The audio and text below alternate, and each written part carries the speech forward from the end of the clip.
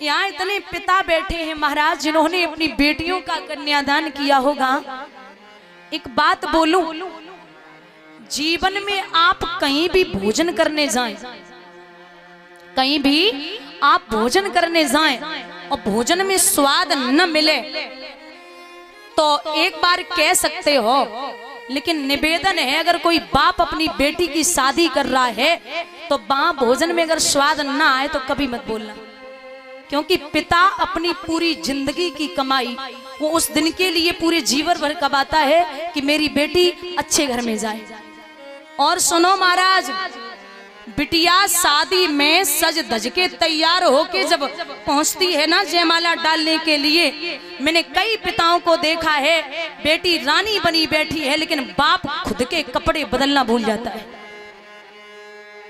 पिता खुद के कपड़े बदलना भूल जाता है।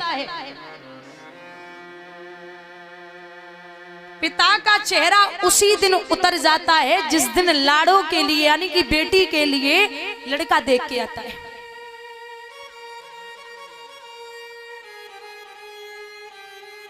बेटी पूछती पापा कुछ ज्यादा मांग लिया क्या?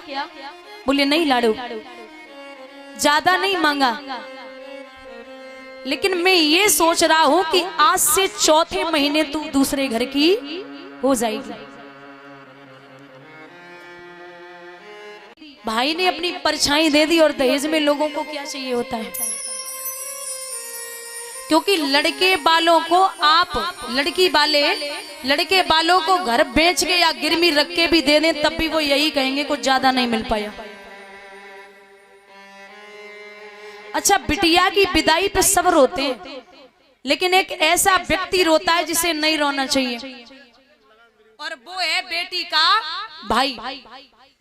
जब तक वो कुंवारी रहेगी तब तक रोज डांटेगा, रोज पीटेगा, मेरे लिए खाना बना दे, मेरे कपड़े धुल दे, रोज लड़ाई करेगा। लेकिन जब बहन विदा होती है ना तो सबसे ज्यादा भाई रोता है। एक व्यक्ति पूछता है कि आज तू इतना क्यों रो रहा है?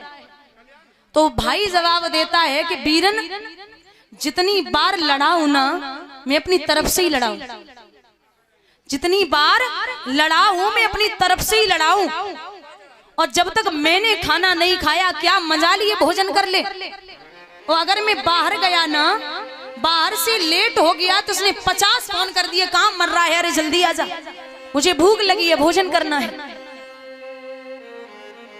भाई जवाब देता है कि बीरन, आज से न तो कोई लड़ने वाला होगा ना ही कोई मनाने वाला होगा। मैंने यहां तक देखा है बुजुर्गों, बहन की विदा हो जाए यानी कि बहन पराए घर की हो जाए और भाई पे अगर कोई मुसीबत आ जाए तो जो भी होगा ना जेवर वो गिरवी रख के भाई को पैसे चुपचाप भेज देगी।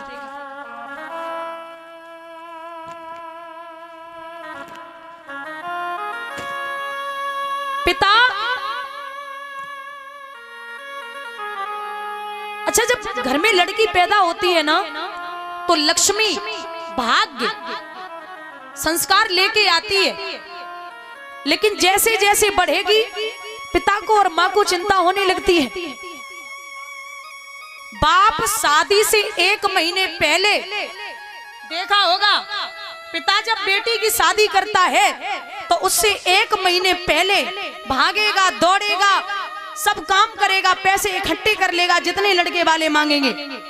लेकिन जैसे ही बिटिया विदा हुई वैसे ही कोने में गिर पड़ता है और कहता भैया अब हमसे 2-4 दिन बाद मत करना। लक्ष्मी गई वो तो गई, लेकिन मेरे हाथों और पैरों को तोड़ के चली गई।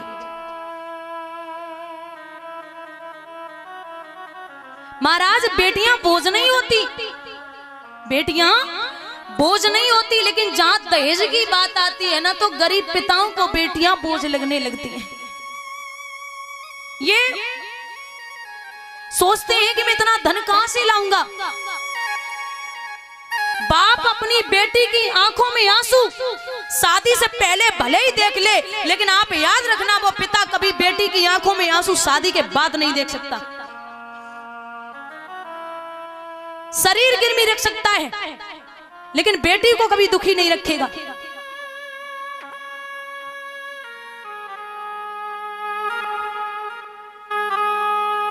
महाराज, बिटिया अगर ससुराल में जाके कुछ अच्छा बना लेना तो सबसे पहले माँ को फोन करती है, मैया आज मैंने ये बनाया है।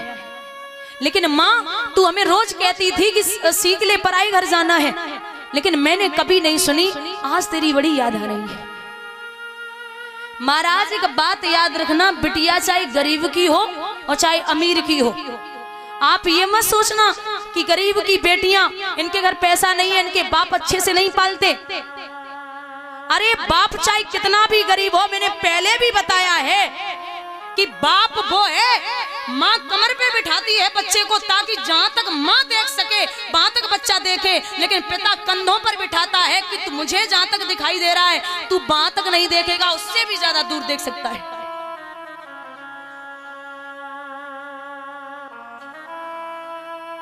दहेज ने बेटियों को बोझ बनाया है।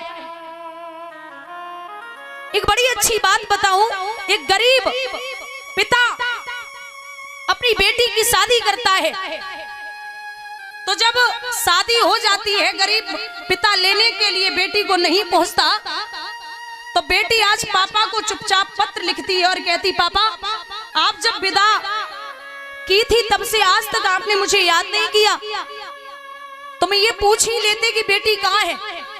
अरे कुछ बेटियां तो ऐसी होती, भले ही ससुराल में बनी रहे, लेकिन अगर बाप बीमार है तो बेटा नहीं पूछ पाएगा, लेकिन 10-20 बार फोन कर लेगी, पापा आपने दवाई ली, आप ठीक हो ना। इतनी चिंता रहती है बेटियों को। नकली धनवानों की पहचान है, नकली धनवानों की पहचान है खोखा और पेटी, और असली धनवानों की पहचान है जिसके घर में सुखी है बहू और बेटी। ओस की बूंद सी होती हैं बेटियां, दामन दिल थाम हो तो रोती हैं बेटियां। एक घर की आन होते हैं बेटे तो 2-2 घरों की आन होती हैं बेटियां। वो गरीब बाप की बेटी पिता को पत्र लिखती है, पापा एक मेरी बात सुन लो।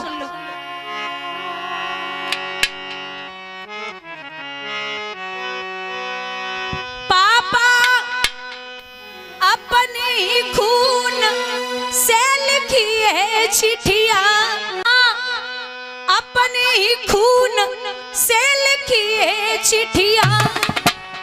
हो पापा मायके को तरह से तुम्हारी बुढ़िया, बबुला मायके को तरह से तुम्हारी बिटिया।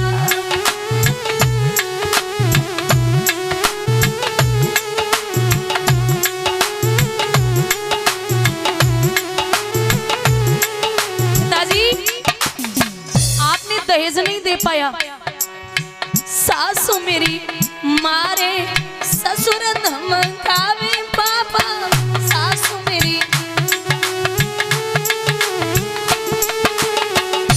पापा ननद दिखावे तेल की कटिया, बबुला ननद दिखावे तेल की कटिया। बबुला मायके को तरह से तुम्हारी गुड़िया।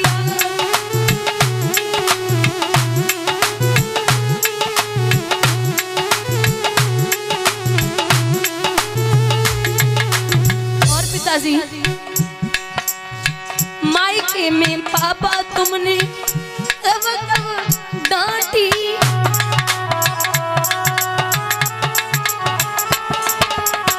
अगर माँ डांट भी देती थी तो आप बोलते थे कि ये पराया धन है, इससे कुछ मत कहा करो। मायके में बबला तुमने कब कब डांटी, ससुरे में बिना पिटे दिनों जातु नहीं बाकी।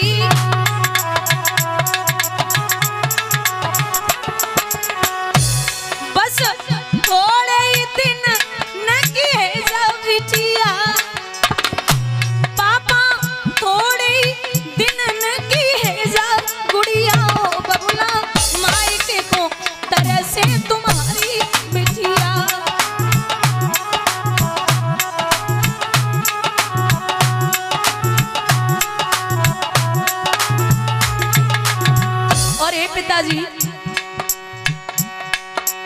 एक बात सुन लो,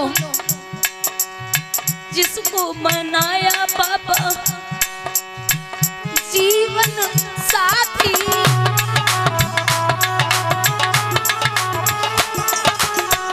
वही कहता है लगा ले तू फांसी।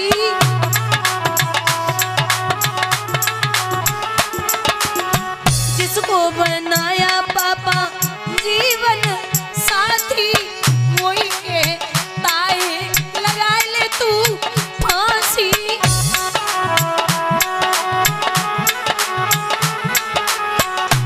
बबुला कैसी रहे तुम्हारी गुड़िया, पापा कैसी रहे तुम्हारी गुड़िया, बबुला मायके को तरह से तुम्हारी बिटिया।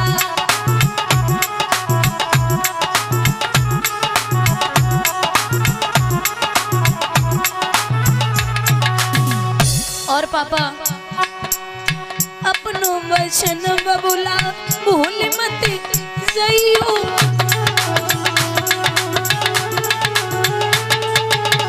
जल्दी से जल्दी लिवाई ले जइयो।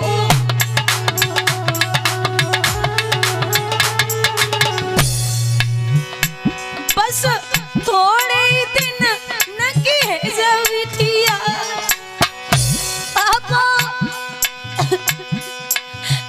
थोड़े ही दिन नकी है जब बिटिया, बबुला मायके को तरह से तुम्हारी गुड़िया।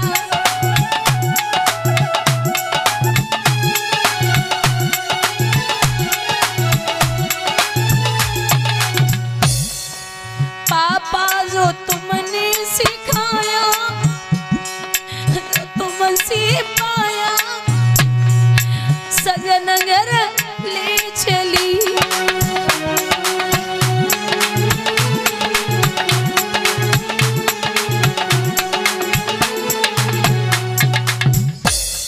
महाराज समझदार होती है ना बेटियां, चाचा ताऊ में कितनी भी लड़ाई हो जाए, शादी के बाद बेटियां भले ही भाइयों भाइयों में यहाँ चाचा ताऊ पिताजी में झगड़ा हो जाए, लेकिन बेटियां कभी आन जान बंद नहीं करती, और करना भी नहीं चाहिए। आप पराई घर की हो, ये भाई भाई तो रोज लड़ेंगे और रोज इकट्ठे खाएंगे बैठ के, लेकिन आप पराई घर की हो, आप कभी भी ऐसी दुश्मनी मोल मत लेना। दादा कहते हैं कि राजा जनक दशरथ से एक बात कहते हैं, ये संबंधी जी आपसे मेरा निवेदन है कि यहाँ से मेरी बेटी को लेके जा रहे हो तो मेरी बेटी को बेटी के समान ही मानना। हमारी लाड़ो मेरी जान है। तो दशरथ जी की आंखों में आंसू आ गए और एक बात कही है कि कैसी बात करते हैं। अरे आप तो जानते हैं ना कि हमारा राम कितना संस्कारी है। हमारे यहाँ की रीति, हमारे यहाँ बहु बेटियों को एक समान माना जाता है। आप निश्चिंत रहिए। महाराज विदा किया। चारों भाई जब शादी करके आए हैं तो बाबा चौपाई में लिखते हैं कि रंग भूमि जवसी पगधारी, मोहे देख सकल नर नारी। वही चौपाई आती है कि मोहे नारी, नारी के रूपा और पन्न गारे है चरित अनुपा। पगधारी है भगवान श्री राम का नाम, जिनको देख के स्त्रियां मोहित हो गई, पुरुष भी मोहित हो गए। मां सीता की तरफ लोग टकटकी लगा के देख रहे, धन्य है दशरथ, और कितनी अच्छी पुत्र वधू है। आंगन में ढोल नगाड़े बज रहे हैं, बड़ी खुशियां हैं। लेकिन दादा याद रखना, समय बीता तो देवतागण विचार करने लगे कि हमें ये लगता है खुशहाली ज्यादा फैल रही है तो हमें अपना काम करना है। मैया सरस्वती पहुंची जो मंथरा की बुद्धि पर, जिह्वा पर बैठी जाके मंथरा, मंथरा। महाराज जैसे देखा होगा जो संतरे का फल होता है उनमें 8 कली होती अंदर। कितनी? 8 कली होती हैं। ऐसे ही जिस औरत की, जिस माँ की 8 जगह 1 सेकंड में 8 तरीके से बुद्धि चलती है, वही मंथरा है। ऐसे नहीं जैसे किसी के दरवाजे पर कोई माँ गई और उसने बोला कि तुम्हारे पति बहुत काम करते हैं, बहुत काम करते हैं, तो घरवाली बोल दे कि वो घर के मुखिया हैं, वो ही सब कुछ संभालते हैं, तो वो तो करेंगे ही करेंगे। कि यही तो चिंता है कि वो कमा रहे तुम्हारे, कमा रहे तुम्हारे और खा रहे पूरे घर के, ये तो ठीक नहीं है। पूरा घर काम करे तब अच्छा लगता है। फलों में संतरा और औरतों में मंथरा। महाराज कहते हैं कि वो बुद्धि ऐसी घुमाई है, कहते नारी जो करे सो कर छोड़े, कहो तो राजा को रंग बनाए दे, घर घर वो डोले, औरत करे सो कर छोड़े।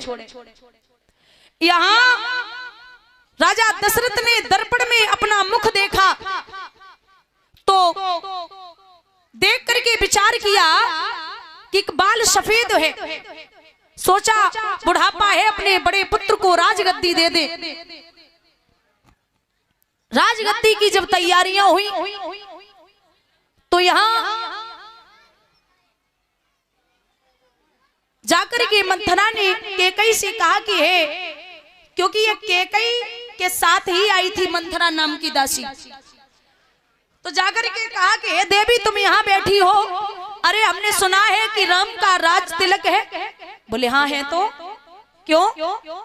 बोले वही विचार कर रही हूँ कि ये कौशल्या बहुत चालाक है, तुम्हारे बेटे भरत को राजगद्दी नहीं दिलवा रही है और राम को राज तिलक हो रहा है। कैकई ने जवाब दिया, जवान खींच लूंगी अगर राम के खिलाफ एक भी शब्द बोला, मुझे राम जान से भी प्यारा है।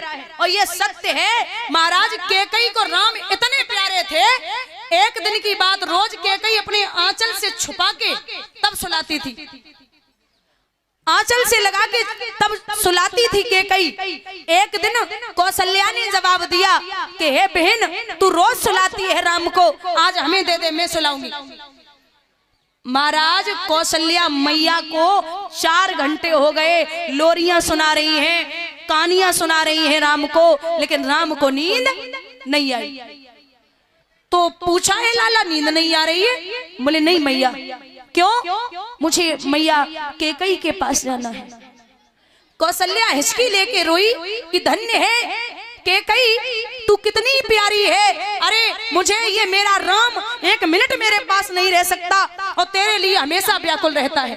अकेले राम नहीं, 3-4 घंटे बाद जब मैया कैकई के पास कौशल्या वापस राम को लेके गई है बुजुर्गों, तो याद रखना घुटनों के बल मैया कैकई कमरे की ओट लेके बैठी, सिसकियां ले रही है। सिसकियों की आवाज जब कौशल्या के कानों में पहुंची तो बोली बहन कैकई क्या हुआ, नींद नहीं आ रही क्या? तो जवाब दियो कैकई ने कि बहना हमारी जान, हमारी आत्मा तो आपके पास है, हमें भला नींद कैसे आएगी? मुझे नींद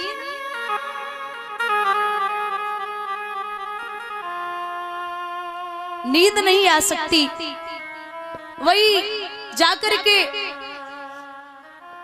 लिटा दिया। मैया कैकई आंचल से छुपा करके राम को सुख की नींद सो जाती है। इतने प्यारे थे राम मैया कैकई को। बोलो लोड़ी मैया के पास इसलिए रखती है ताकि तुम्हें लगे वो तुम्हारा ही बेटा है।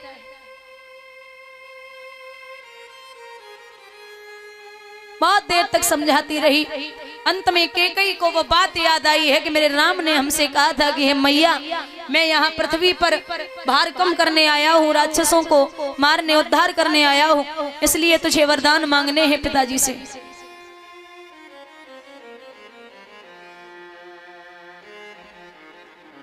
भैया कैकई कोप भवन में लेट गई। जब कोप भवन में लेटी है, आई राजा दशरथ ने पूछा, देवी क्या बात है? बोले हमने सुना है राम का राज तिलक है। बोले हाँ है। तो महाराज आपको शायद याद हो मेरे जो 2 वरदान थे वो आप मुझे दे दो। अरे देवी पागल हो क्या? अरे 2 नहीं 4 मांग लो, 4 नहीं 10 मांग लो, जितने चाहिए हो मांग लो, तुम्हें पता है ना बड़ी खुशी का समय है। बोले नहीं,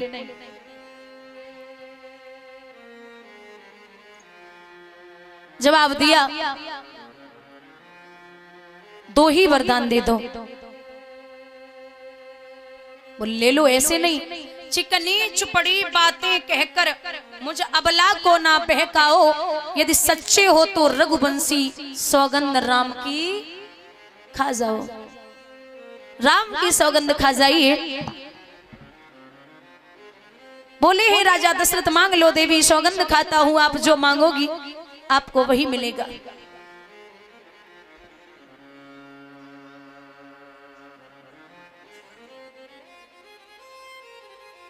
तो बोले सुनिए, पहला वरदान जो मेरा है वो ये है कि आप भरत को ननिहाल से बुला लीजिए और उसका राज तिलक कर दो। अरे देवी जैसे मेरे राम है वैसे भरत है, एक ही बात है, चाहे भरत का हो जाए चाहे राम का हो जाए क्या फर्क पड़ता, बेटे तो सभी हैं। बोले नहीं महाराज, पहला तो सुन लिया, दूसरा जरा अच्छे से सुन लो। बोले हाँ बोलो। तो बोली है मैया के कई,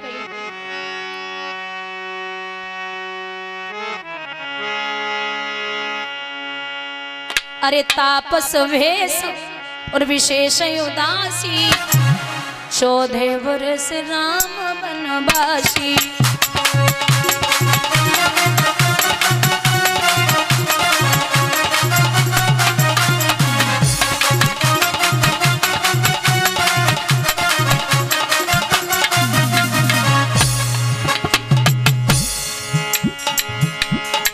तापस भेष विशेष उदासी, 14 वर्ष राम बनवासी, 14 वर्ष।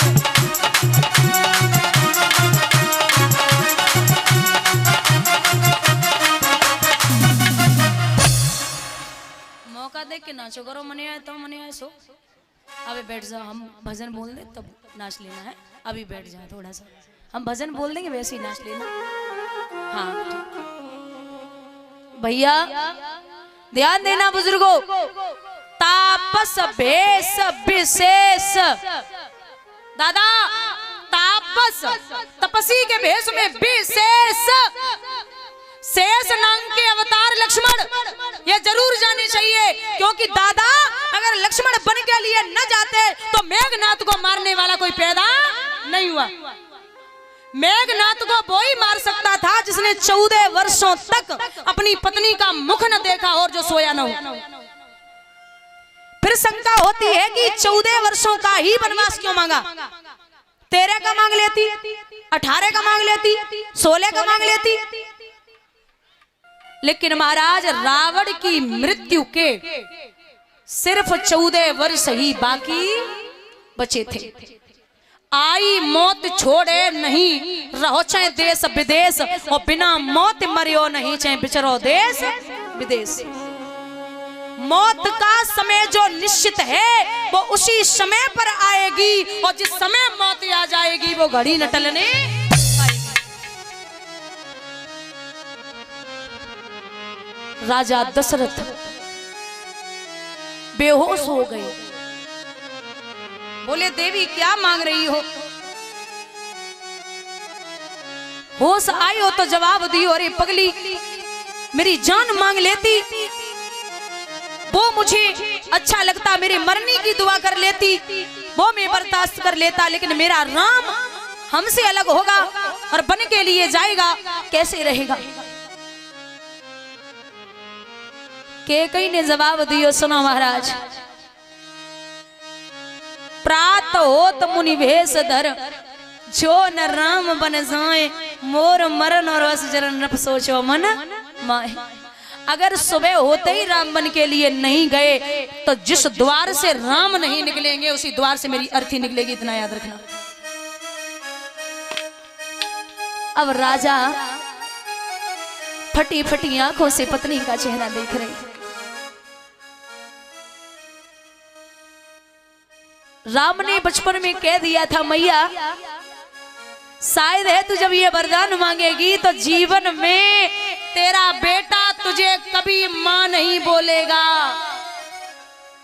तो कैकेयी ने बड़ी प्यारी बात कही थी कि हे राम मुझे जरूरत भी नहीं है कि दुनिया मुझे मां बोले। जब पार ब्रह्म परमात्मा मुझे मां बोल रहा है तो दुनिया मां बोले या ना बोले फर्क नहीं पड़ता। बोलिए गोविंद भगवान की। जब तू मुझे मां मान चुका है तो मुझे और किसी से सुनने की जरूरत नहीं है। भैया राम को पता चला तो बड़े प्रसन्न हुए। मैया सीता ने कहा ना तो मैं भी चलूंगी। अरे तुम क्या करोगी, जाके यहीं रहो, माता पिता की सेवा करना। एक बड़ी प्यारी बात कही है कि प्रभु आप नहीं जानते अगर म्यान में तलवार न हो या तलवार के लिए म्यान न हो तो वो तलवार अच्छी नहीं लगती। एक बाग में कोयल न हो तो वो बाग अच्छा नहीं लगता। ऐसे ही अगर पत्नी पति के साथ न हो तो पत्नी अच्छी नहीं लगती। मुझे लेके चलिए, मैं भी आपके साथ में चलूंगी। तो जवाब दो है भगवान ने कि नहीं मान रही हो तो चलो, लेकिन हे देवी अगर लखन जान गए तो वो भी नहीं मानेंगे। तब तक लखन का आगमन हो गया। बोले भैया हमें भी ले चलो। बोले पागल हो क्या। तो बड़ी प्यारी बात कहते हैं लक्ष्मण कि जब शरीर से अगर आत्मा निकल जाए तो ये शरीर का काम को नहीं है। और महाराज ऐसे ही अगर आप बन के लिए चले गए तो ये लक्ष्मण यहाँ मिट्टी के समान है, इसका क्या काम है। हाथियों दंत बिन ज्ञान जैसे संत बिन और कामिनियों कंठ बिन लागे छार सुनिए। हाथियों दंत बिन काम ज्ञान जैसे संत बिन और कामिनियों कंठ बिन लागे छार सुनिए। मंदिरों दीप बिन बाग जैसे कूप बिन और प्रजा एक भूप बिन लागे सोनी सोनी है। कायायो वस्त्र बिन सूरमायो शस्त्र बिन और माया एक पुत्र बिन लागे छार सोनी है। अरे कंठ बिन राग जैसे, कंठ बिन राग जैसे और ज्ञान बिन बैराग जैसे और तैसे नाम भजन बिन जदे सुनी सुनी है। लक्ष्मण बोले भैया शरीर से आत्मा निकल जाए तो जो शरीर का काम को ना है, लेके चलो हमें। नहीं मानोगे। बोले बिल्कुल नहीं। तीनों प्राणी जब महाराज तपस्वी वेश में निकले अवध के लोग रो रहे हैं। बोले महाराज कहां जा रहे हो, मुझे छोड़ के मत जाइए। भगवान बोले आप चिंता ना करो, मैं 14 वर्षों के बाद वापस आऊंगा।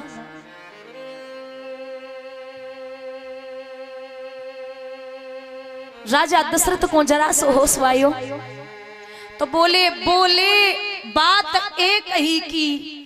राम की बात थी। बोले हैं बात एक ही की, दो और सिधारे जाते हैं, क्यों नहीं जा रहा प्राण मेरा जब प्राणन प्यारे जाते हैं। जानकी जानकी जानकी जाती है। बोले जानकी जाती है, लक्ष्मण मणि लक्ष्य समान मुझे जब ये भी बन को जाते हैं तो राजभवन शमशान। ये तो शमशान है, ये मेरा घर नहीं है। रो रहे हैं। आज प्रजा के लोग आहें भर रहे हैं दादा।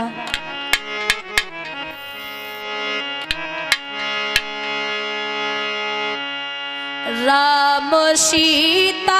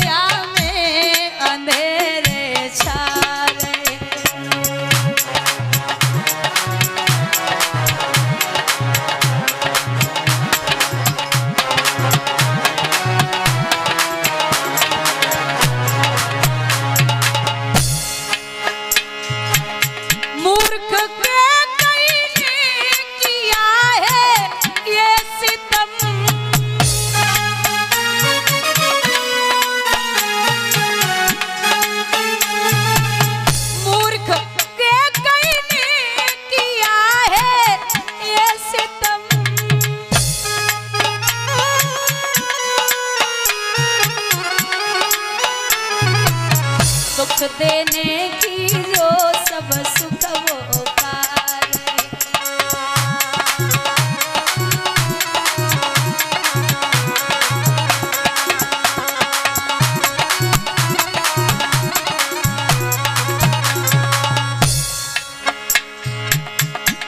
राजा दशरथ बोले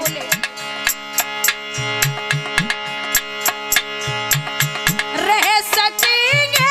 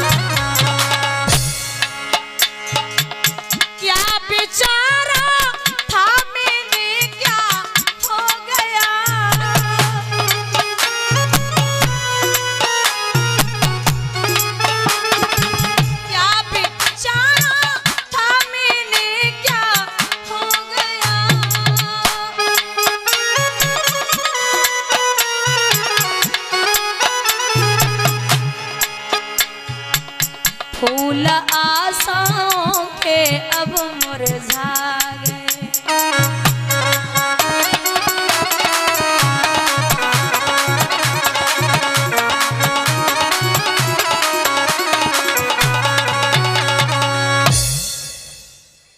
महाराज सुमंत जी छोड़ने के लिए चले।